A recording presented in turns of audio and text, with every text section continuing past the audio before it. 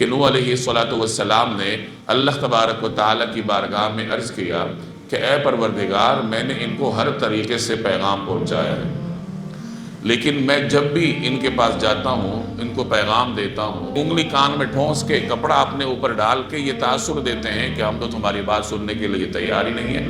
وہ اصروا، اور انہوں نے ضد کی، ڈٹے رہے کفر پر، اور برے طریقے سے انہوں نے تکبر کیا۔ میں نے ان کے سامنے پیغام کو کھول کر بھی بیان کیا، چپکے سے بھی، ہر ممکن طریقے سے میں نے ان کو سمجھایا۔ فَقُلْتُ اسْتَغْفِرُوا رَبَّكُمْ، اور میں نے ان سے کہا کہ اپنے پروردگار سے مغفرت طلب کرو، اس کی طرف توجہ کرو، إِنَّهُ كَانَ غَفَّارًا، وہ بڑا مغفرت کرنے والا ہے۔ اور جب تم استغفار کرو گے تو فائدہ کیا ہوگا؟ یعنی اگر تم اللہ کی طرف توجہ کرو گے، متوجہ ہوگے، تو آخرت کے فوائد تو حاصل ہوں گے ہی، دنیا کے بھی فوائد حاصل ہوں گے۔ بارشوں کی کثرت ہوگی، اللہ تعالیٰ تمہیں اولاد دے گا، اللہ جل جلالہ تمہیں باغوں سے نوازے گا، ہر ممکن طریقے سے اللہ تعالیٰ تمہاری طرف توجہ کرے گا، تم پر رحمتیں برسائے گا۔ لیکن انہوں نے میری بات نہ مانی۔ اب نوح علیہ السلام نے دعا کی کہ یا اللہ، ان میں سے کسی کو باقی نہ رکھ۔ کیوں؟ انک ان تذرہم، اگر آپ ان کو باقی رکھیں گے، یضلوا عبادک، تو یہ آپ کے بندوں کو گمراہ کریں گے۔ یعنی یہ ناقابل اصلاح ہیں، 950 برس تک انہوں نے میری کسی بات کا جواب نہیں دیا، تو یہ ناقابل اصلاح ہیں، اور یہ دنیا میں رہیں گے تو فساد کا سبب بنیں گے۔ وَلَا يَلِدُوا إِلَّا فَاجِرًا كَفَّارًا، اور اگر ان کی اولاد بھی ہوگی تو وہ بھی آپ کی نافرمان۔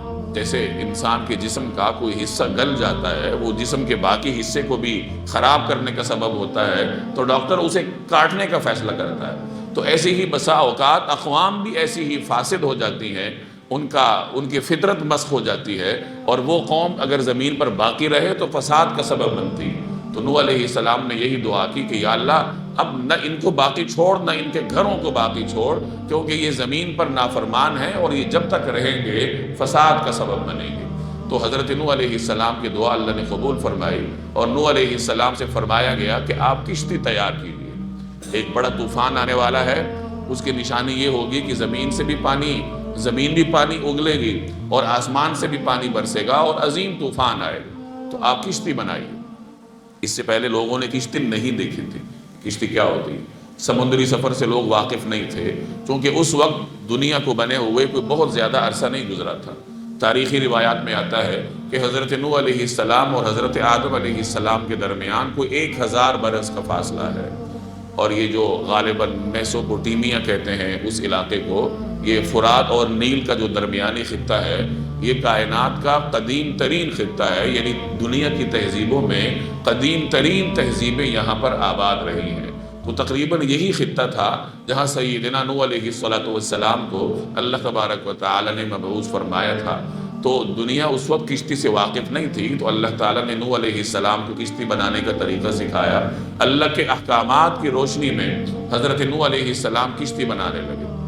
قوم کے لوگ جب گزرتے تھے اور دیکھتے تھے کہ نوح علیہ السلام کشتی بنا رہے ہیں، تو وہ مذاق اڑاتے تھے، تمسخر بناتے تھے کہ یہ آپ کیا کر رہے ہیں۔ تو بہرحال جب کشتی بن گئی، اور یہ چھوٹی موٹی کشتی نہیں تھی بلکہ ایک بحری جہاز نما کئی منزلہ کشتی اللہ تبارک و تعالیٰ نے نوح علیہ السلام سے بنوائی تھی۔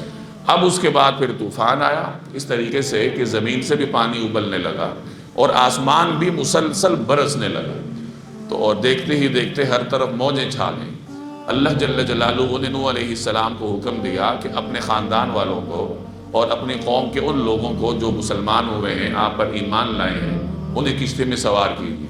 کہا جاتا ہے کہ وہ 70 کے قریب افراد تھے، جن میں نوح علیہ السلام کی وہ اولاد بھی تھی جو آپ پر ایمان لائی تھی۔ سام ہیں، خام ہیں، یافس ہیں، یہ نوح علیہ السلام کے وہ فرزندان ہیں جو اپنے دلیل القدر والد علیہ السلام پر ایمان لائے تھے۔ کنعان ان محروم لوگوں میں سے تھا جو نوح علیہ السلام کا بیٹا ہونے کے باوجود بھی بدبخت رہا، اپنی قوم کے ساتھ اٹھتا بیٹھتا تھا، تو نوح اپنے والد پر ایمان نہ لایا، نتیجتاً پانی میں غرق ہو گیا۔ قوم کے لوگ بھی تھے، یہ کل کوئی 70 افراد، یعنی 950 برس تک تبلیغ فرماتے رہے، اور 70 کے قریب افراد ان کے اوپر ایمان لائے، اور اللہ نے حکم دیا کہ ان کو کشتی میں سوار کرو۔ اس وقت دنیا میں جتنے بھی جاندار تھے، جانور تھے، ان کا ایک ایک جوڑا کشتی میں سوار کر لیا، تاکہ بعد میں اللہ تعالیٰ ان سے ان جانوروں کی نسل بھی چلا لے۔ اب یہ ایک کشتی تھی جو تیار ہوئی، اور پانی میں بہنے لگی، چاروں طرف پانی تھا، زوراور موجیں تھیں، بڑے بڑے پہاڑ اس میں ڈوب گئے۔ جس وقت ابھی پانی بہت زیادہ چڑھا نہیں تھا اور نوح علیہ السلام کشتی میں تھے، تو انہوں نے دیکھا کہ میرا بیٹا کنعان، جس کا نام ذکر مذکور ہے، کہ وہ پانی کی نظر ہو رہا ہے۔ تو نوح علیہ السلام نے فرمایا کہ آ جاؤ، جیسے پیچھے صورت میں آپ پڑھ کر آئیں کہ ہمارے ساتھ شامل ہو جاؤ ہدایت یافتہ لوگوں میں سے۔